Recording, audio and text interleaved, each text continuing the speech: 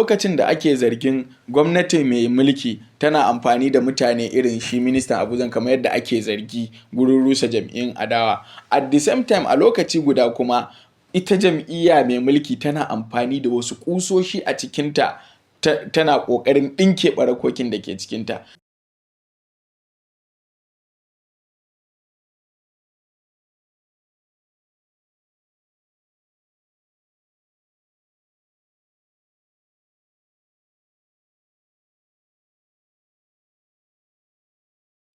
Kamar yadda ka faɗa, siyasa ce an riga an zo wani guri wanda in ce wasu sun dagula ta gabaki ɗaya. Ita jam'iyyar adawa ta PDP kusan ina iya ce maka a yanzu dai sun riga sun yanka tafiyar. Mutane da yawa suna zargin da hannun gwamnati, kasancewar shi ministan Abuja Nyesom Wike ya shiga yayi ruwa da tsaki, an ɓare wata tafiya, an kawo wata PDP sabuwa, kusan sabuwar tafiya za mu ce ta PDP. Yau dinnan da muke magana ga can wasu suna hanya za su tafi su je su yi National Convention a Ibadan. Yanzu kuma wasu sun tsago gasu da BOT ɗinsu, gasu da chairman ɗinsu, gasu da sakatarensu gabaki ɗaya. To shi yasa na gaya maka mutane suna zargin shi minista Wike da kamar mutum ne wanda kawai zargi gwamnati na amfani da shi tana rusa jam'iyyun adawa, wanda kuma a baya shi kanshi shugaban jam'iyyar ana zargin shi yana mu'amala da Wike wurin ya biya wasu bukata. To yanzu kuma gashi an gano bai tare da Wiken, amma yana tare da wasu gwamnoni a jam'iyyar PDP. To abubuwan haka suke sun caɓe, shi yasa yanzu kusan a ce maka jam'iyyun adawa sun yi rauni.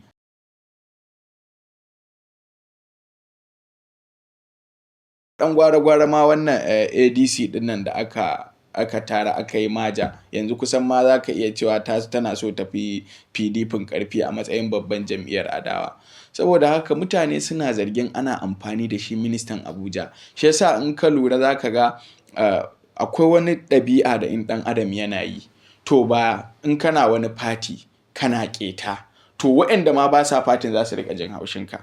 Yanzu ka duba kwanan nan abin da ya faru da shi ministan Abuja Nyesom Wike da wani matashin soja Yarima dinnan. Mutane da yawa suna koke a Abuja ana kwace musu fili, in baka biya granted ba da ɗan wani lokaci sai a ce shikenan an yi revoking land ɗinka, ko da sauran dai allegation ko zargi da yawa da ake mai.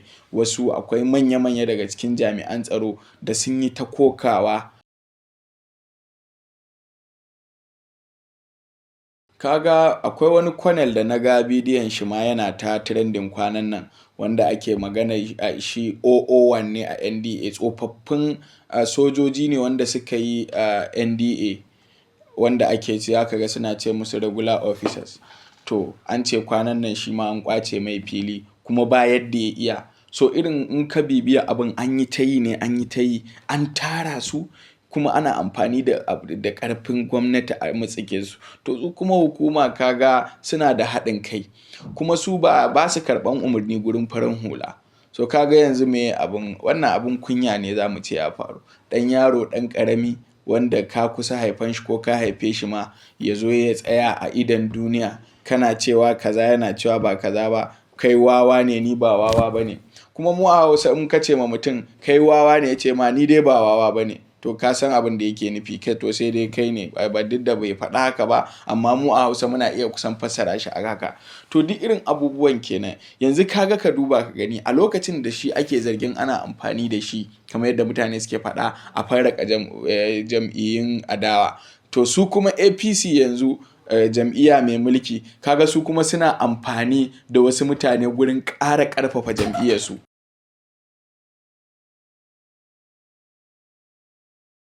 Lokacin da ake zargin gwamnati mai mulki tana amfani da mutane irin shi ministan Abuja kamar yadda ake zargi gurin rusa jam'iyyun adawa, at the same time a lokaci guda kuma ita jam'iyya mai mulki tana amfani da wasu kusoshi a cikinta tana ƙoƙarin ɗinke ɓarakokin da ke cikinta. Yanzu ka duba gwamnan jihar Yobe Mai Malabu ne, yadda aka zo aka ɗauko shi aka ce an ba shi shugaban sulhu na jam'iyyar APC.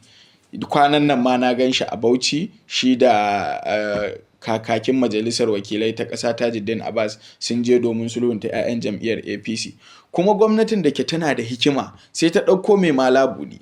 Mai Malabuni kuma yana da tarihi na kyakkyawar alaƙa tsakanin 'yan siyasa. Shi ya sa a kwanakin baya, wasu shekaru 'yan baya da suka ɗan wuce, aka ɗauko shi aka ba shi riƙon jam'iyyar. Saboda wato shi Mai Malabuni wani mutum ne da yake da hikima.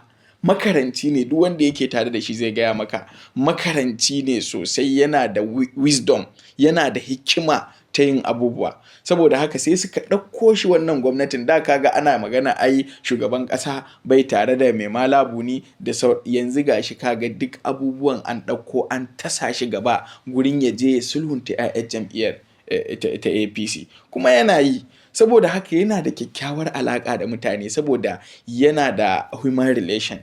Mutum ne wanda in ka za ka gane cewa yana da fahimtar jama'a kuma yana da shiga rai.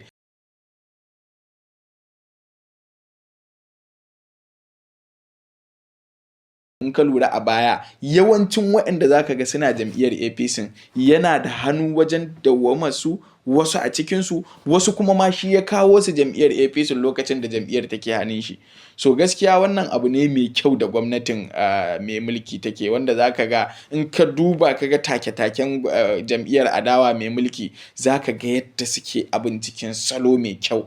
Kuma ka ga shi misali za ka iya cewa shi gwamna Mai Malabuni bai da wani mummunan tarihi da yau in ka ɗauko shi mutane za su tuhume shi da kaza da sauran abubuwa da wanda za a iya ɓata sunan shi da shi. Sai suka ɗauko shi saboda shi mutum ne wanda yana da kamala, yana da dattako, kuma yana da wannan himmar ta zuwa ya samu mutane a duk inda suke a zauna a sasanci da shi. To kaga a lokacin da suke ɗaure jam'iyyarsu ta mulki mai mulki, suna ƙoƙarin farraka jam'iyyun adawa kamar yadda mutane suke zargi kenan.